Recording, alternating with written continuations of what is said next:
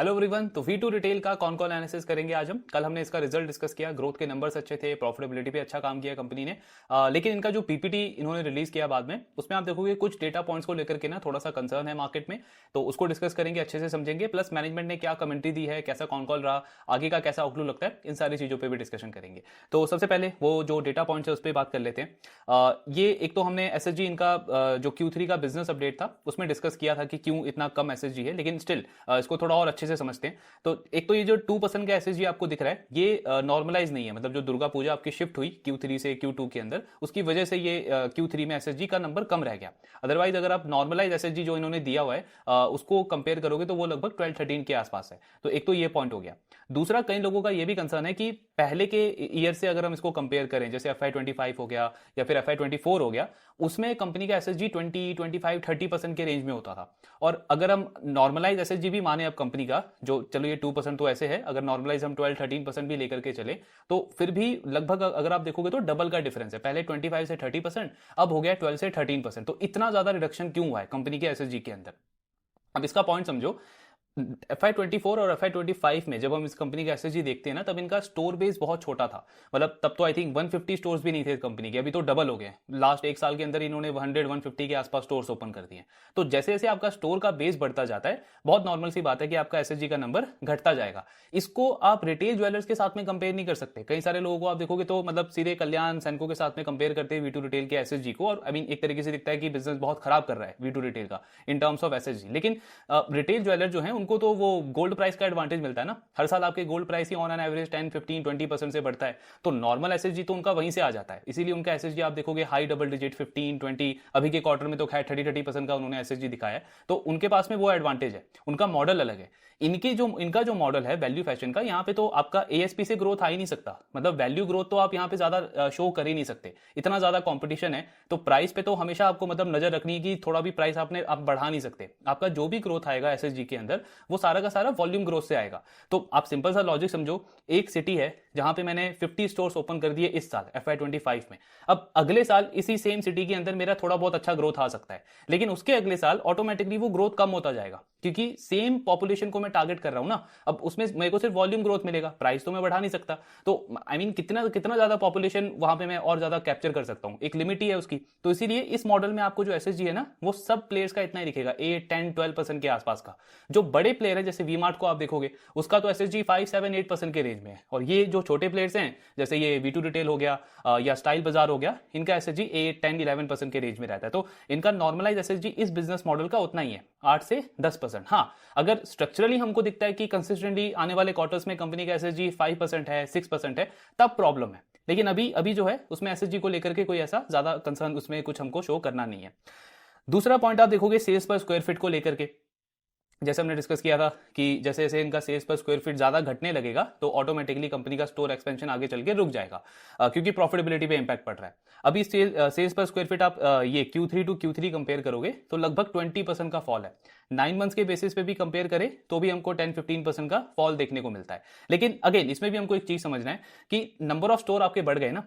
V2 retail का अगर आप जो मैच्योर स्टोर्स हैं उनका सेल्स पर स्क्वायर फीट देखोगे तो वो लगभग 1100 से 1200 के बीच में होता है ऑन एन एवरेज। और जो नए स्टोर्स ये ओपन करते हैं वो मतलब फर्स्ट मंथ में प्रॉफिटेबल हो जाता है वो, और उसका सेल्स पर स्क्वायर फीट आता है 700, 720, 730 के आसपास। अब यहीं पे आप देखो V2 को अगर आप कंपेयर करोगे विशाल मेगा मार्ट या फिर वी मार्ट, तो खैर 700 से भी नीचे है, 600 के रेंज में है। आप वो स्टाइल बाजार के साथ में कंपेयर करोगे तो उनका तो पूरा कंसोलिडेटेड लेवल पे जो सेल्स पर स्क्वायर फीट है वो 700 के आसपास है। V2 का जो नया स्टोर आज ओपन होता है वो सेल्स पर स्क्वायर फीट बनाता है 700, 720, 30 के आसपास। तो इसलिए आपको समझना पड़ेगा कि पिछले एक साल में इन्होंने क्योंकि 150 के आसपास स्टोर्स ओपन किए हैं, तो आपका टोटल नंबर ऑफ स्टोर बढ़ गया है। मतलब आपके टोटल स्टोर आज ऐसे ऐसे ज्यादा आ गए हैं जिनका सेल्स पर स्क्वायर फीट 700 से 800 के बीच में है। इसीलिए कंसोलिडेटेड लेवल पे ना सेल्स पर स्क्वायर फीट घट गया है। लेकिन इसमें कुछ ऐसा डरने वाला, कुछ ऐसा या कंसर्न अभी वाला पॉइंट नहीं है, क्योंकि जब इनके जो नए स्टोर्स हैं उसका सेल्स पर स्क्वायर फीट 70% से नीचे जाएगा, मतलब जो मेच्योर स्टोर है उसके कंपैरिजन में,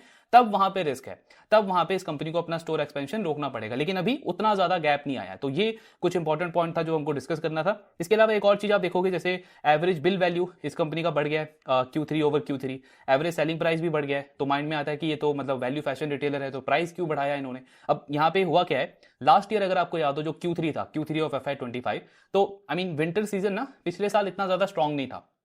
दिल्ली एनसीआर में तो नवंबर के एंड में मतलब नवंबर के एंड तक कई जगह पे आप देखोगे एसी यूज करना पड़ता था, टेम्परेचर उस तरीके से था।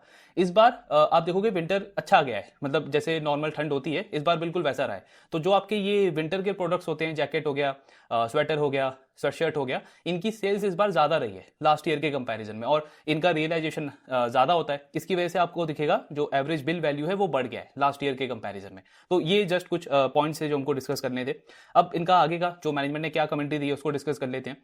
तो एक तो इनकी ग्रोथ की क्वालिटी अच्छी रही है इस बार। मतलब वॉल्यूम ग्रोथ आप देखोगे 48% के आसपास आया है, यानी वही जो हमने डिस्कस किया कि प्राइस हाइक करके नहीं, उसके अलावा अगर आप वॉल्यूम ग्रोथ देखोगे, लोगों का फुटफॉल देखोगे, तो वो भी काफी अच्छा रहा है। दूसरा, कंपनी ने डिस्काउंट फिर से नहीं दिया है, मतलब एमआरपी सेल्स इनका वही सेम 92% के आसपास है। यानी एक जो वो पॉइंट आता है ना कि एक साल में इतने ज्यादा स्टोर ओपन कर दिया, इतना एग्रेसिव अप्रोच फॉलो किया, और उसके बाद अगर फुटफॉल नहीं आ रहा तो कई सारे रिटेलर्स को डिस्काउंट देना पड़ता है, प्रमोशंस करना पड़ता है। अभी इनको वो सब नहीं करना पड़ा है, जो भी सेल्स आई है 92%, जैसे पहले के क्वार्टर्स में था एमआरपी, इस क्वार्टर में भी एमआरपी पे आया है।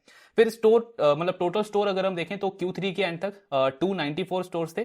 अभी इस कॉन कॉल तक आज कंपनी ने 304 स्टोर्स अपने टोटल कर लिए। और इनका कहना है कि ये जो Q4 एंड होगा, मतलब एंड ऑफ FY26 तक, हम इस क्वार्टर में 30 से 35 स्टोर्स और ओपन करेंगे, यानी कि 330 के आसपास टोटल स्टोर्स हो जाएंगे कंपनी के by the end of FY26।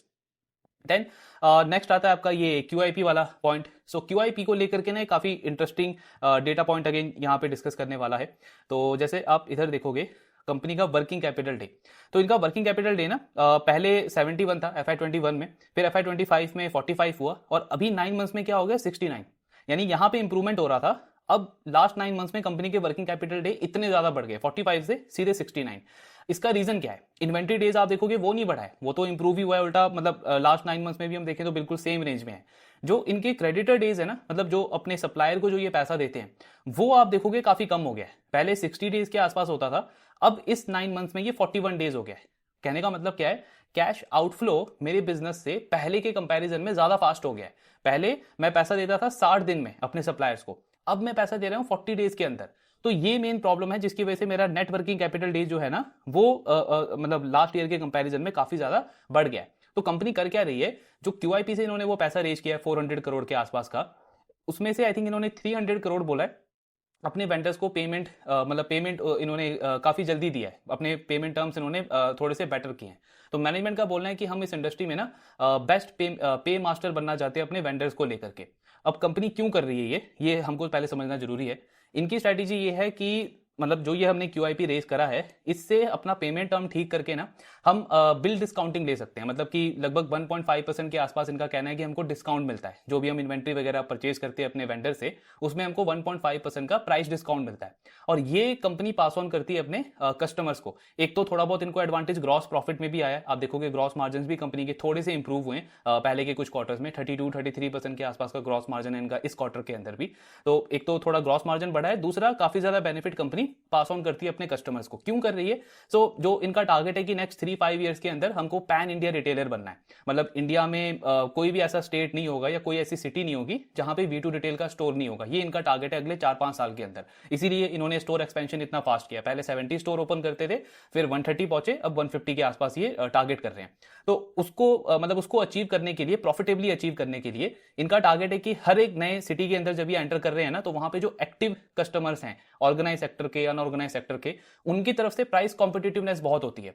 तो कंपनी अपने प्राइस को ना और सस्ता करना चाहती है, ताकि एकदम से मैंने स्टोर ओपन किया तो मेरा वो मतलब अगर मैं इतना फास्ट स्टोर एक्सपेंशन कर रहा हूं तो मुझे अपना सेल्स पर स्क्वायर फीट मेंटेन करके रखना है। जो मेरा स्टोर फर्स्ट मंथ में जो प्रॉफिटेबल हो जाता है वो कंटिन्यू होना चाहिए, क्योंकि वो अगर रुका तो मेरे को अपना स्टोर एक्सपेंशन रोकना पड़ेगा। तो उसके लिए कंपनी ने क्या किया, ये अपने प्राइसेस को थोड़ा सा कम कर दिया, प्राइस में कंपनी थोड़ा सा और कॉम्पिटिटिव हो गई है। मतलब वो एडवांटेज इन्होंने कस्टमर्स को पास ऑन किया है, तो उसकी वजह से फुटफॉल और ज्यादा आता है और ग्रॉस प्रॉफिट थोड़ा बहुत बड़ा है। लेकिन कंपनी का स्टोर लेवल ब्रेक इवन मतलब वही जो 1 मंथ में हो जाता है वो कंपनी का कंटिन्यू है। तो ये सारी कंपनी स्ट्रेटेजी फॉलो कर रही है। अब ये इनका कहना है कि स्ट्रक्चरल नहीं है, मतलब ये जो वर्किंग कैपिटल डे हमारा बढ़ा है अभी, ये स्ट्रक्चरल नहीं है, शॉर्ट टर्म है।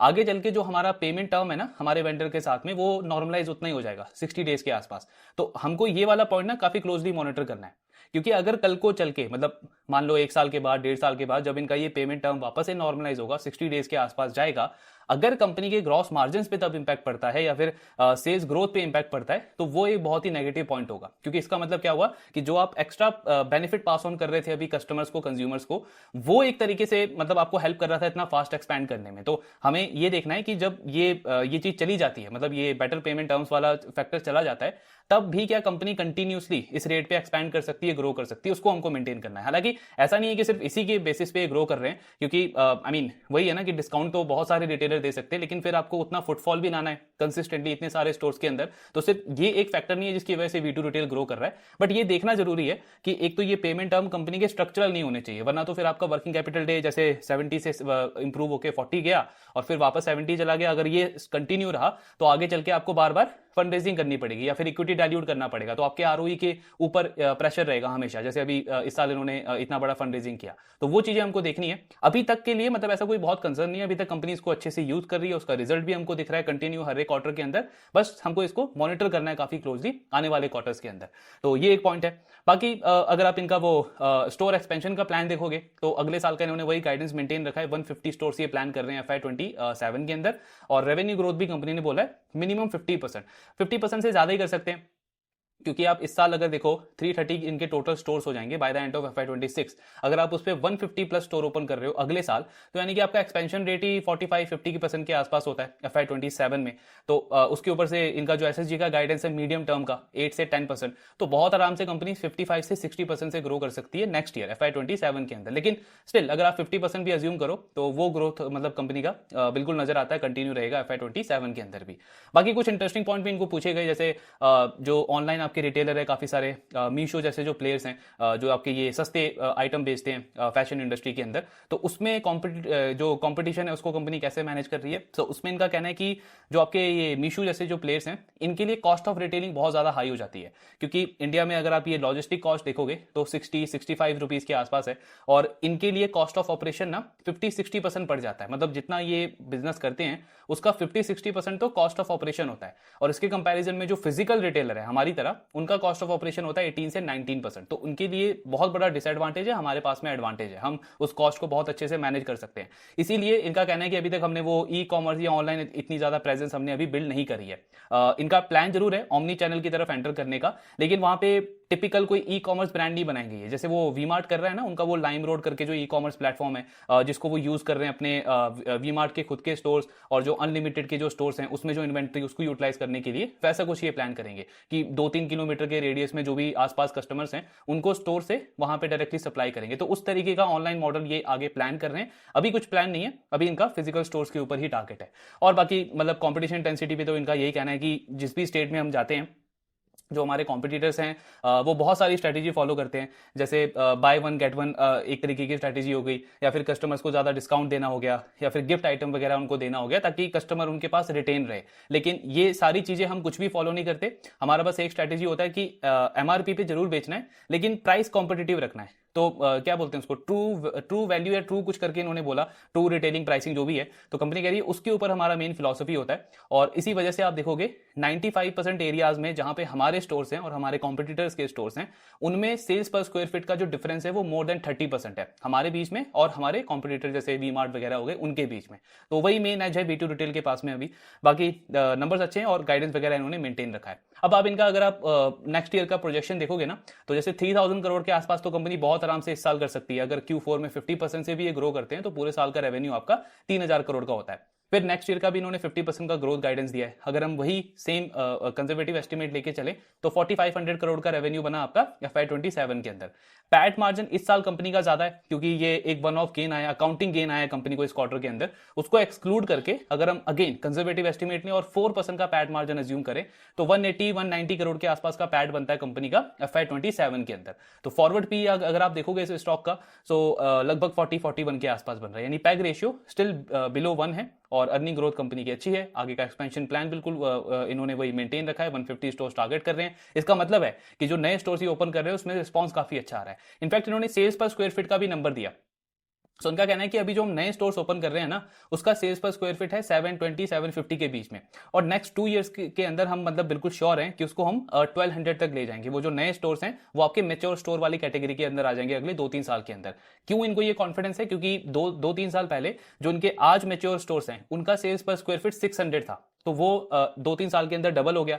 अब कंपनी कह रही है ये तो ऑलरेडी 720 730 पे ऑपरेट कर रहे हैं, तो इनको यहां से 1200 ले जाने में हमें नहीं लगता कोई बहुत ज्यादा चैलेंज होगा हमारे लिए। तो ये ओवरऑल कंपनी का कॉन कॉल था। डील अभी भी काफी अच्छी है, वैल्यूएशन वाइज आप कंपेयर करो, मार्केट ने डी रेटिंग कर दी है वैल्यूएशन की, और अर्निंग ग्रोथ काफी अच्छी आई है, प्लस आगे का ग्रोथ आउटलुक वगैरह कंपनी का काफी अच्छा लगता है। बस वही 1-2 चीजें हैं जो हमको क्लोजली मॉनिटर करनी है, बाकी ऐसा कोई सीरियस कंसर्न लगता नहीं है। ट्रैकिंग इसका कंटिन्यू रखेंगे, आपके जो भी डाउट्स हैं शेयर करते रहिए। Thank you very much.